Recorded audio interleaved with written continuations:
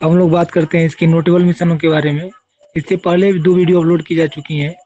पहला है part 1, part 2। इसके पहले का वीडियो अगर आप नहीं देखे हैं तो उसको जाके पहले देख लें, उसके बाद फिर ये समझ में आएगा, अन्यथा ये समझ में नहीं आएगा।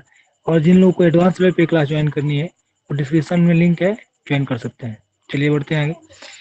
एरियन 5, ये जो रॉकेट है, इसका ये नोटेबल मिशन के बारे में बात करेंगे कि इसने कौन कौन से मिशन को लॉन्च किया है आगे चल के। जो आपको दिख रहा है उसी नोटेबल मिशन में से ये एक है। इसका नाम है हर्थल स्पेस ऑब्जर्वेटरी, जिसको इसने लॉन्च किया था, जो आपको स्क्रीन पे दिख रहा है। चलिए व्हाइट बोर्ड पे चलते हैं। आपको बता दें कि इसकी पहली उड़ान, एरियन 5 का पहली उड़ान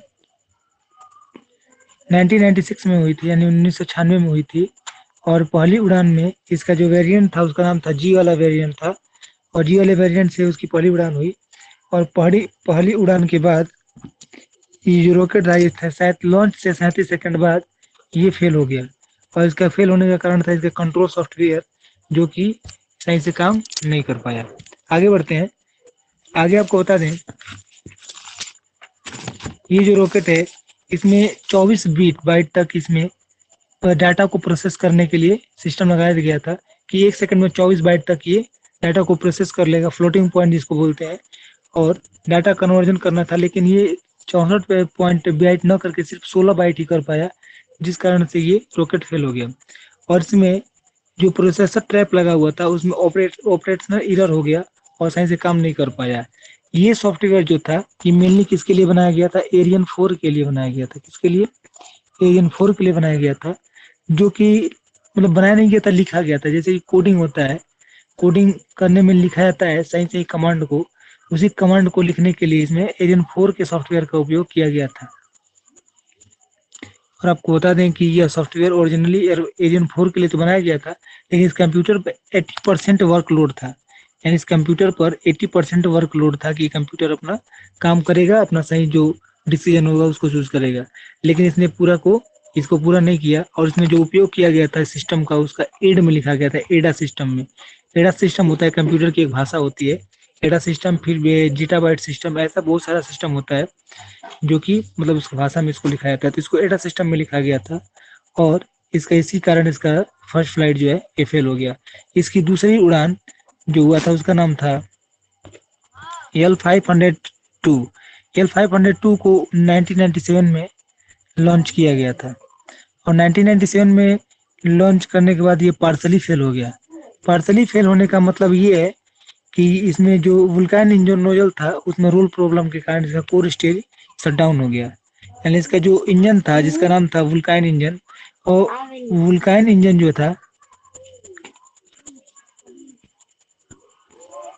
जो वुल्कान इंजन था ये शट डाउन हो गया। और शट डाउन होने के कारण इसमें रोल प्रॉब्लम आ गई। रोल प्रॉब्लम मतलब घूम नहीं पाया ये इंजन, और इस कारण इसका कोर स्टेज शट डाउन हो गया और ये ऑर्बिट में नहीं पहुंच सका। इसलिए इसका अपर स्टेज को सफलतापूर्वक ऑपरेट किया गया। अपर स्टेज को सफलतापूर्वक ऑपरेट कर दिया गया, और इसे सब सीक्वेंशियल फ्लाइट के लिए L503, और जो 1998 में इसको सफलतापूर्वक पहला सफल लॉन्च हुआ। ठीक। और इसमें इसने XMM Newton X-ray observatory satellite को लॉन्च किया। इसका एक और पार्सली फेल 2001 में हुआ, जिसमें इसने 2 सैटेलाइटों को इनकरेक्ट ऑर्बिट में लेके चला गया, यानी कि सही ऑर्बिट में नहीं लेके गया। 2001 में 2 सैटेलाइट्स को ही लेके जा रहा था, जो कि इनकरेक्ट ऑर्बिट में लेके चला गया। और ईएसए ने, यानी यूरोपियन स्पेस एजेंसी ने, आर्टिमस टेलीकम्युनिकेशन सैटेलाइट, याद रखिएगा ये आर्टिमस टेलीकम्युनिकेशन सैटेलाइट है, न कि ये आर्टिमस प्रोग्राम है जो इस समय मून पे जाने के लिए चल रहा है, जो कि 2003 में आयरन प्रोपल्शन सिस्टम को ऑर्बिट में पहुंचा दिया। यानी आर्टिमस टेलीकम्युनिकेशन सैटेलाइट को 2003 में इसने आयन प्रोपल्शन सिस्टम को ऑर्बिट में पहुंचा दिया। और इसका अगला लॉन्च 2002 में हुआ, और इसने एविनसेट इन्वायरमेंटल सैटेलाइट को सफलतापूर्वक 800 किलोमीटर ऊपर स्थापित कर दिया। इसके बाद से इसका जो वजन था, जो सैटेलाइट को लॉन्च किया था, उसका वजन था लगभग 8.1 टन, जो कि बहुत बड़ी बात होती है, जो कि सिंगल हैवी पेलोड को लेके गया था। 2008 में इसने पहला एटीवी, 2008 में ही इसने एटीवी को भी लॉन्च किया। एटीवी का मतलब होता है automated transfer vehicle. Automated transfer vehicle जो कि 19,300 19 टन 19.3 टन का था। 19.3 टन इसका वजनी सेटेलाइट था, इसको लॉन्च किया। और ईसीए, इसका एक वेरिएंट था जिसका नाम था ईसीए वेरिएंट। इसकी पहली उड़ान कब हुआ था? 2002 में, जो कि फेल हो गया। और इसके बूस्टर प्रॉब्लम के कारण ये फेल हो गया। बूस्टर में कुछ दिक्कत आ गई जिसके कारण ये फेल हो गया। और लॉन्च होने के 3 मिनट बाद ये फेल हो गया। और इसमें 2 कम्युनिकेशन सैटेलाइट, जिसका नाम था सेंटोर एंड हॉट बर्ड 7। कौन सा? सेंटोर और हॉट बर्ड 7, एचबी में आपको लिख दे रहा हूँ, हॉट बर्ड 7, जिसको HB7 के नाम से जाना जाता है, ये फेल हो गया। इसमें लगभग ये जो सैटेलाइट थे, इसका जो कीमत था लगभग 630 मिलियन यूरोज था। कितना? 630 मिलियन यूरोज का लॉस हो गया ये सैटेलाइट फेल हो जाने के कारण। एरियन स्पेस ने 2003 और 2004 में होने वाले मिशन को डिले कर दिया इस कारण। यानी समझिए 333 से 630 मिलियन यूरोज कुछ होता है, मनीष होता है कुछ, इसलिए इसको डिले कर दिया गया, इस मिशन को, आगे आने वाले मिशनों को। 2017 में इसी का फेल हो गया और ये आखिरी फेलियर था। 2017 में इसी आखिरी बार फेल हुआ था, जिसका ईसीए वाला वर्जन था। कौन सा? ईसीए वाला वर्जन आखिरी बार फेल हुआ। और ये 82 सफल लॉन्च हुआ है अब तक। कितना लॉन्च हुआ है इसका? 82 सक्सेसफुल फ्लाइट, यानी 82 सक्सेसफुल फ्लाइट इसका अब तक हो चुका है। और देखिए आगे भी हो सकता है। 2003 में एरियन 5G रॉकेट को 3 satellite, first European lunar probe और स्मार्ट वन नाम का 2 सैटेलाइट 2003 में एरियन 5G रॉकेट से, किस रॉकेट से? 5G रॉकेट से ये 3 सैटेलाइटों को लेके जा रहा था, जिसमें एक था फर्स्ट यूरोपियन लूनर प्रोब, यानी पहला यूरोप का पहला लूनर प्रोब, और दूसरा का नाम था लूनर प्रोब था पहला, मतलब पूरे यूरोपियन संघ का पहला लूनर प्रोब। और स्मार्ट वन नाम का एक सैटेलाइट था, स्मार्ट वन नाम का, को लॉन्च किया था सफलतापूर्वक। इसके बाद 2004 में 2004 में Ariane 5G rocket, 5G plus rocket, Ariane 5G rocket ने हैवी कैप टेलीकम्युनिकेशन सैटेलाइट को, जिसका नाम था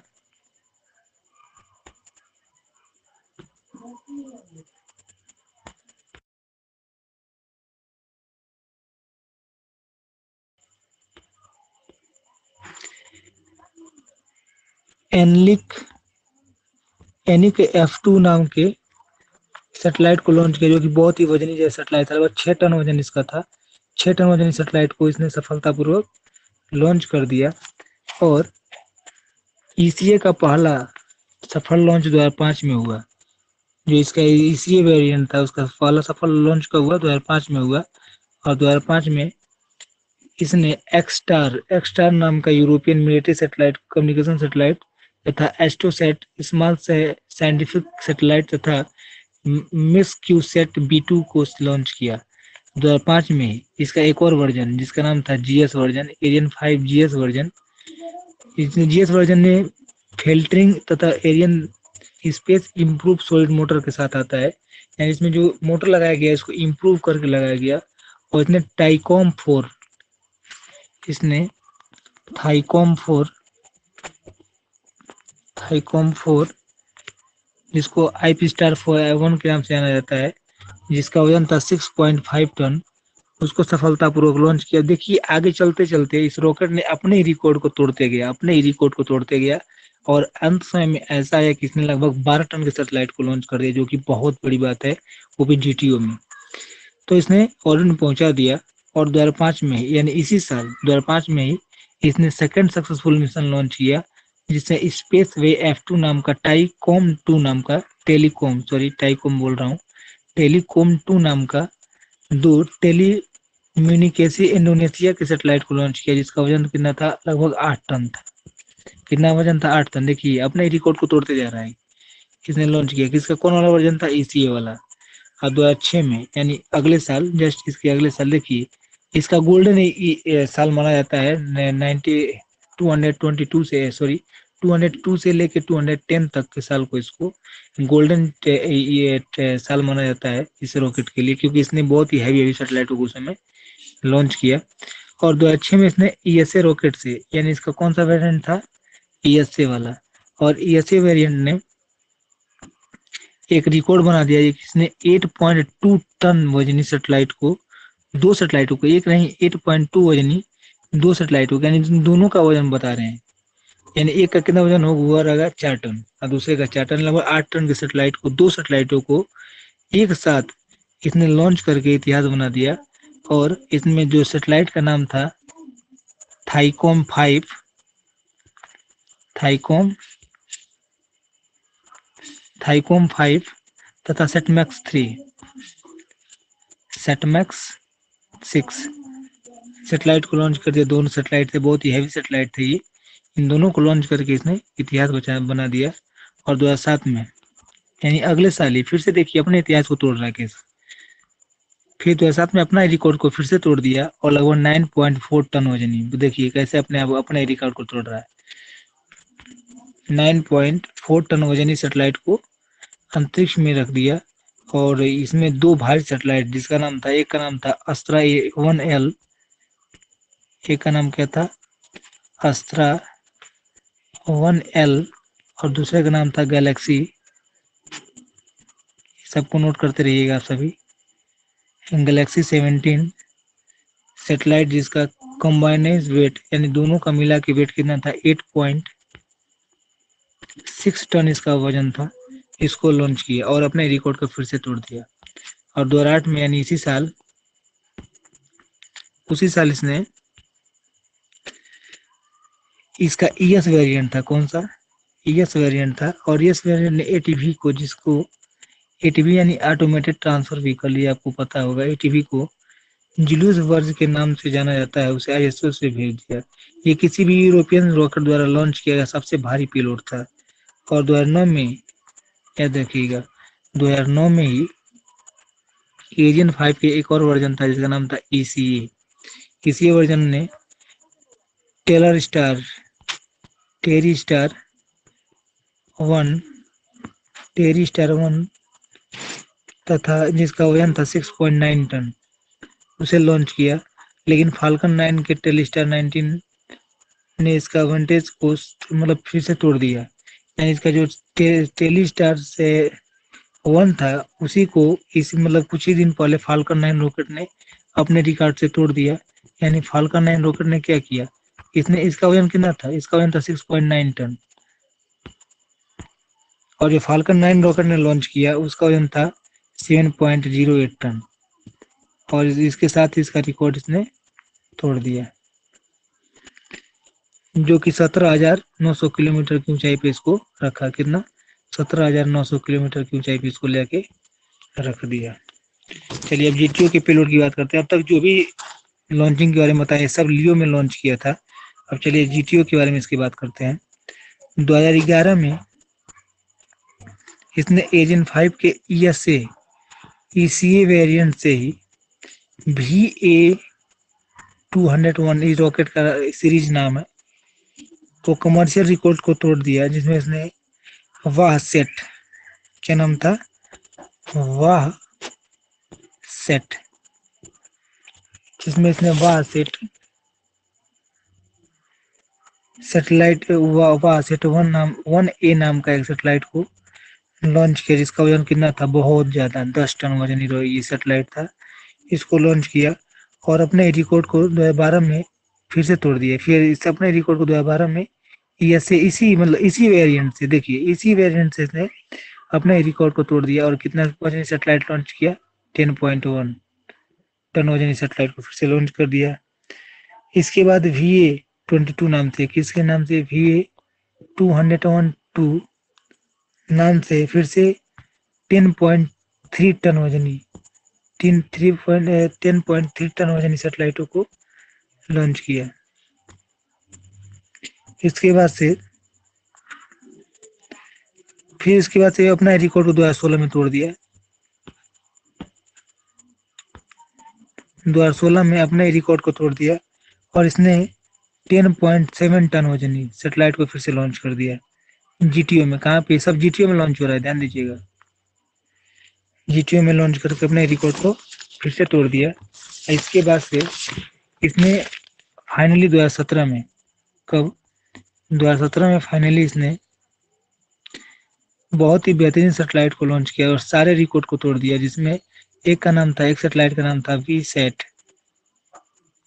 नाम के एक सैटेलाइट को, और एक का नाम था एलयूटी सेट। इन दोनों को लॉन्च किया और इन दोनों का जो टोटल कंबाइन वजन था 10.8 टन, जो कि बहुत बड़ी बड़ी भारी सैटेलाइट है।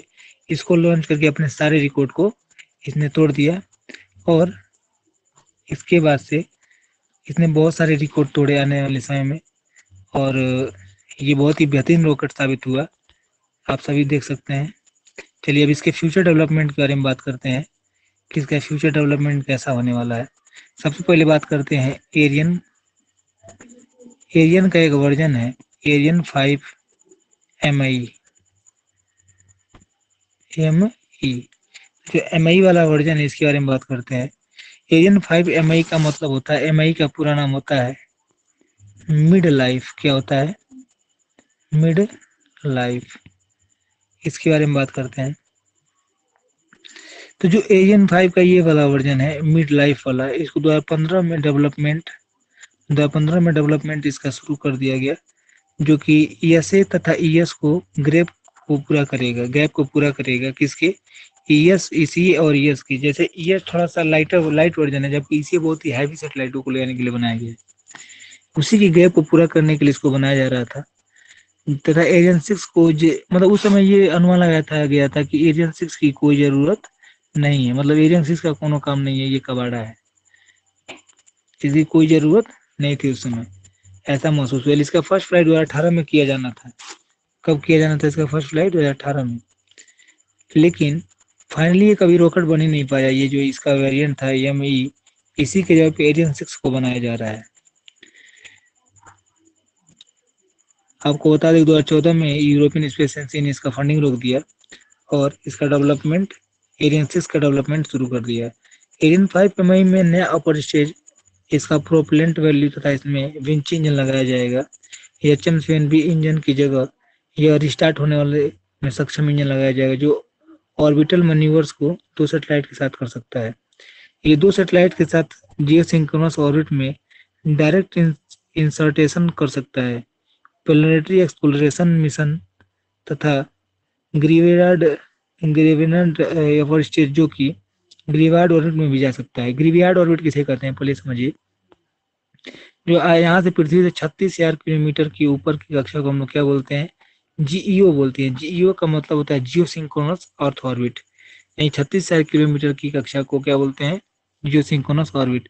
और इसमें आप प्लस करके 300 किलोमीटर और 3,000 किलोमीटर और जोड़ देंगे तो कितना हो जाएगा? ये हो जाएगा 39,000 किलोमीटर। कितना हो जाएगा? 39,000 किलोमीटर।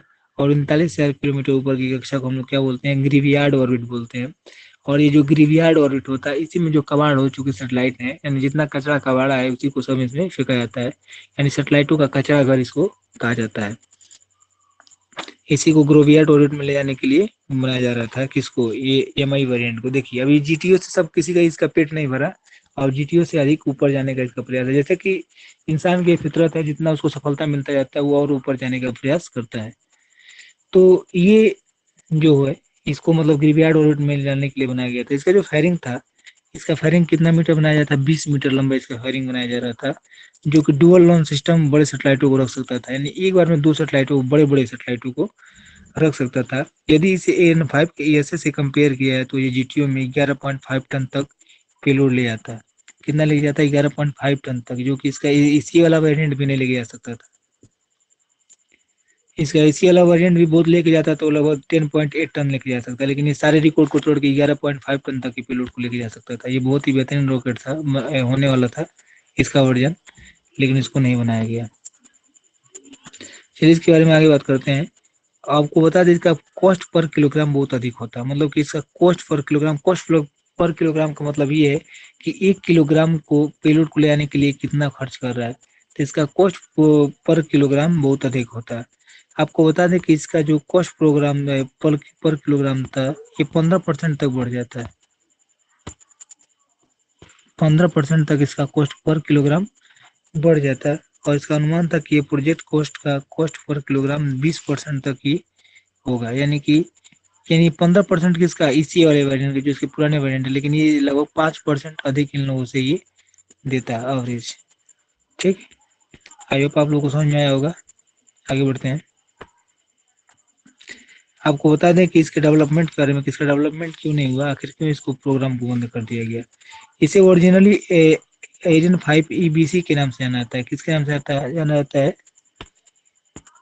एजन 5 ECB के नाम से इसको जाना जाता है, इस रॉकेट को, जिसको हम लोग MI के नाम से भी जानते हैं, लेकिन इसका मूल नेम क्या है, ECB के नाम से जाना जाता है, जो कि AN5 MI फर्स्ट फ्लाइट 2006 में ही होना था। 2006 में ये प्लान बनाया गया कि 2006 में एक ऐसा मतलब बनाया जाए जो सबसे बेहतर हो, लेकिन इसके फ्लाइट होने के फेल होने के बाद इसको मतलब बंद कर दिया गया। यानी कि सोचा गया कि हाँ 11 से 12 टन तक की पेलोड को GTO में लेके जा सकेंगे, लेकिन जब 8 10 टन पेलोड ले आने वाला इसी वेरिएंट जब फेल हो गया, इसलिए इस प्रोग्राम को बहुत ज्यादा डिले कर दिया गया, छोड़ा गया। मतलब ये कह दिया गया कि चलिए अभी आगे देखते हैं, पहले ये जो एसीए वेरिएंट सफल ही नहीं हुआ तो कैसे इसको हम लोग सफल बना सकते हैं। चलिए आगे बात करते हैं। 2003 में इसके कैंसिल होने पर विंची इंजन का डेवलपमेंट शुरू कर दिया गया है, यानी विंची इंजन का डेवलपमेंट शुरू कर दिया गया, और यूरोपियन स्पेस एजेंसी ने के मंत्री संघ ने इसके नए अपर स्टेज के लिए फंडिंग देना भी शुरू कर दिया। और आपको बता दें कि 2009 में EADS EADS अस्त्रम नाम की एक कंपनी ने इसको $200 मिलियन दिया। कितना दिया? 200 मिलियन यूरो, सॉरी डॉलर नहीं, 200 मिलियन यूरो का कॉन्ट्रैक्ट दिया कि ये रॉकेट आप बनाइए, इसमें हम भी अपना अपना सैटेलाइट लॉन्च करेंगे। तथा 2012 में $112 मिलियन के साथ, कितना, $112 मिलियन एक दूसरी कंपनी ने दिया इसको 2012 में। 2012 में एक और कंपनी ने इसको दिया MI के डेवलपमेंट के लिए। और इसको कितनी जरूरत थी? इसको जरूरत थी 1 बिलियन की। इतना बेहतरीन मतलब इसका वर्जन बनाने के लिए इसको कितनी जरूरत थी? 1 बिलियन यूरोज की इसको जरूरत थी। लेकिन 2012 में ESA ने इसे डेवलपमेंट के लिए एग्री कर दिया। मतलब कही चले भाई, जब इतने लोग इंटरेस्टेड हैं, इतने लोग कर रहे हैं, अब पैसा अपना लगा रहे हैं, तो चलिए इसको डेवलप कीजिए। लेकिन इसको मतलब कि इसका जो लेवर पे लोअर प्राइस था, मतलब कि कंपटीशन शुरू हो गया, मतलब लोअर प्राइस में उसमें फाल्कन 9 रॉकेट लॉन्च हो चुका था, और इसी कारण से इस रॉकेट को मतलब इतना वैल्यू नहीं दिया गया, क्योंकि वो बहुत ही सस्ता हुआ करता था। जो रॉकेट था बहुत महंगा होने वाला था। जो कि इसके लोअर प्राइस वाले कंपटीटर थे, उनसे इनकी मुलाकात हो गई। बोले अरे हम आ रहे हैं चलिए। तो बोले करे अब हम कहाँ चले, अब तुम लोग आ गए हो तो रुको, हम जो वापस जाते हैं। तो फिर MI वाले वेरिएंट को वापस कर दिया, यानी कि वापस भेज दिया गया। तो विंची अपर स्टेज का उपयोग आने वाले समय में एजेंट 6 के सेकंड स्टेज में होगा। यानी जो विंची इंजन है जो डेवलप किया जा रहा है, उसका उपयोग किसमें होगा? एजेंट 6 के सेकंड स्टेज में इसका उपयोग होगा। AN5 MI की क्वालिफिकेशन फ्लाइट को 2018 की मध्य तक करने का शेड्यूल रखा गया। 2018 के मिड में, यानी मध्य में इसका किया सकता है। चलिए आगे बढ़ते हैं। 2014 में इसके 2014 में यूरोपियन स्पेस एजेंसी ने डिसाइड किया कि AN5 MI के फंडिंग को रोक दिया, तथा अचानक कहा कि AN6 पर फोकस करने की जरूरत है, न कि AN5 पर, जो कि AN6 जो होगा लोअर कॉस्ट का रॉकेट होगा और अधिक फ्लेक्सिबल पेलोड को ले आ सकेगा। और इसमें 2 या 4 P160, इसमें या तो 2 या 4 P120C सॉलिड रॉकेट बूस्टर का उपयोग किया जाएगा, जो कि इसके पेलोड मास पर निर्भर करेगा कि कितना पेलोड लेके जा सकेगा। चलिए इसके आगे वाले वर्जन के बारे में बात करते हैं, सॉलिड प्रोपेलेंट के बारे में। सॉलिड प्रोपेलेंट सॉलिड प्रोपेलेंट के बारे में बात करते हैं। एजिन 5 EAP मोटर वेगा प्रोग्राम पर ही काम करता है, और वेगा के फर्स्ट स्टेज में P18 इंजन का जो उपयोग होता है, जो छोटा भाग EAP को से डिराइव है। EAP मतलब एक इसका वर्जन है जिससे ये डिराइव है। और P18 बूस्टर केसिंग में जो फिलामेंट से बना है, जो कि वर्तमान में स्टील से भी हल्का होता है। केसिंग जो फिलामेंट की जिसका वो जो केसिंग है वो किसे बनाया फिलामेंट से, जो कि स्टील से भी बहुत ज्यादा हल्का होता है। और नया कंपोजिट स्टेनलेस स्टील नोजल को विकसित किया जा रहा है, सस्टेनेबल नोजल को विकसित किया जा रहा है, जो कि इसमें थर्मल इंसुलेशन मटेरियल तथा ओवर थ्रोट को इम्प्रूव किया गया है, तथा इसमें ओवरऑल के लिए इसके पूरे ओवरऑल के बाद इसका ओवरऑल का मतलब ये होता है इसको मेंटेनेंस के बाद इसका परफॉर्मेंस बहुत ज्यादा बढ़ गया है। इसके नोजल में इलेक्ट्रोमैकेनिकल एक्चुएटर्स का उपयोग है। एक बात याद रखिएगा, इसका नाम क्या है, इलेक्ट्रोमैग्नेटिक नहीं नाम है इसका, मैकेनिकल नाम है, मैकेनिकल इलेक्ट्रोमैकेनिकल पावर थ्रोट को इम्प्रूव किया गया। मतलब इसमें मतलब इसमें जो एक्चुएटर लगा है वो हाइड्रोलिक एक्चुएटर इसमें पहले लगता था, लेकिन इसमें इलेक्ट्रोमैकेनिकल एक्चुएटर लगा है। जैसे देखिए, इलेक्ट्रोमैग्नेटिक और इलेक्ट्रो मैकेनिकल एक्चुएटर में बहुत अंतर है।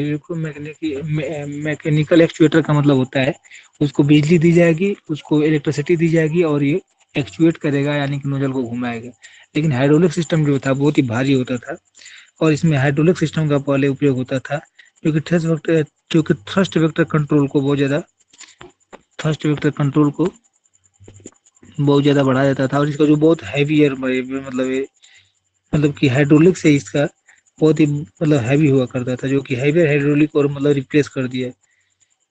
और ये डेवलपमेंट से एरियन प्रोग्राम को और अच्छा बना दिया है। ईएससीबी ईएससीबी की इम्प्रूवमेंट के साथ सॉलिड मोटर केसिंग का अपडेटेड विंची इंजन के साथ 27 टन लियो में रख सकता था। यानी जिसका अपग्रेडेड इंजन है, जिसको मैं आपको स्क्रीन पे दिखा रहा हूँ।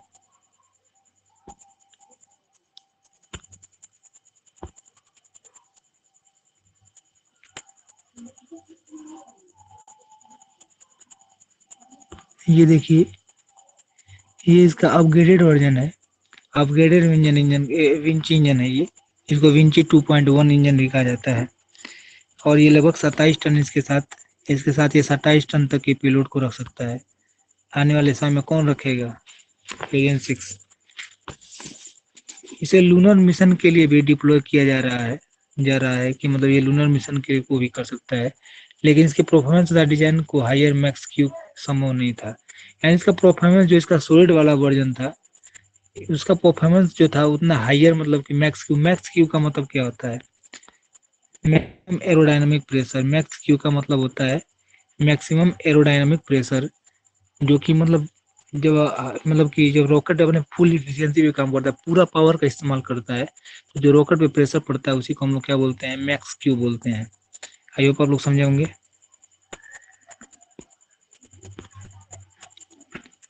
ये जो आपको दिख रहा होगा, ये इसका एरियन 5 का सेकेंड स्टेज है।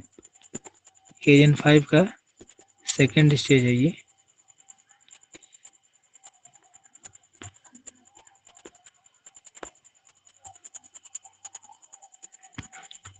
ये इसका केसिंग है। ये एरियन 5 का सबसे ऊपर का केसिंग है, जिसको हम लोग फेरिंग के नाम से जानते हैं। चलिए व्हाइट बोर्ड पर चलते हैं। ये सब तस्वीरें आप लोग देख सकते हैं जाके इंटरनेट पे। फिलहाल मैं जो आपको समझा रहा हूँ उसको आगे बढ़ते हैं। आने वाले समय में इसका एक और वर्जन बनाया जाएगा, जो कि आपको मैं पहले ही बता चुका हूँ, एरियन 6 के नाम से। इसके बारे में मैं आगे आगे आगे की वीडियोज में चर्चा करूंगा। लेकिन फिलहाल मैं आपको थोड़ा सा इसके बारे में बता दूं कि यह एक नेक्स्ट जनरेशन रॉकेट है, जिसे एरियन 6 के नाम से जाना जाता है। ये लोअर कोस्ट तथा इस स्मॉलर रॉकेट होगा, जो कि एक सिंगल सेटेलाइट को 6.5 टन तक के सेटेलाइट को जीटीओ में रख सकेगा। कुछ पैरा मिशन पर इसका डिजाइन को फिनिश कर दिया गया। इसका डिजाइन जो है मतलब कुछ कुछ है इसमें कंप्लीट किया गया है। इसका डेवलपमेंट कॉस्ट लगभग 4 बिलियन यूरो है। और ये 2020 के अनुसार इसका पहला टेस्ट 2021 में होना था, लेकिन नहीं हो पाया। और एरियन 6 को लगभग $70 मिलियन पर फ्लाइट के हिसाब से लॉन्च करने का प्लान है, जो कि फिलहाल एरियन 5 के लॉन्च का आधा है। अब एरियन 5 का लॉन्च देखेंगे तो लगभग 150 मिलियन यूरो जो लोग लेते हैं।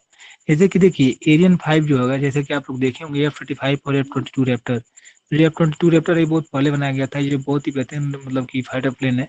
और F-35 जो है भी मतलब बहुत ही बेहतरीन है। लेकिन एरियन मतलब कि जो F-22 रैप्टर है उसे छोटा है। ठीक उसी प्रकार से एरियन 5 का ये छोटा वाला वर्जन बनाया जा रहा है, एरियन 6, जो कि मार्केट को कवर करेगा। और सबसे बड़ी बात ये है कि एरियन 6 जो हैवियर सेटेलाइट को लेके जा रहा है, अब उतना हैवियर सेटेलाइट नहीं रह गए हैं दुनिया में, उतना हैवियर सेटेलाइट नहीं रह गए हैं ले जाने के लिए, इसीलिए इसका प्रयोग अधिकतम किया जाएगा एरियन 6 का। और एरियन 6 जो होगा ये मतलब मीडियम कैटेगरी का रॉकेट होगा, और हैवी कैटेगरी के मतलब सेटेलाइट लोग नहीं लेके जा सकेगा। चलिए, आई होप आप लोगों को क्लास अच्छा लगा होगा। ऐसे क्लास के साथ जुड़ते रहिए और नॉलेज को लेते रहिए। आने वाला समय आप ही का होने वाला है, आप ही बेहतरीन साइंटिस्ट बन सकते हैं। हमारी वीडियोस को देखिए। मिलेंगे नेक्स्ट क्लास में। जय हिंद।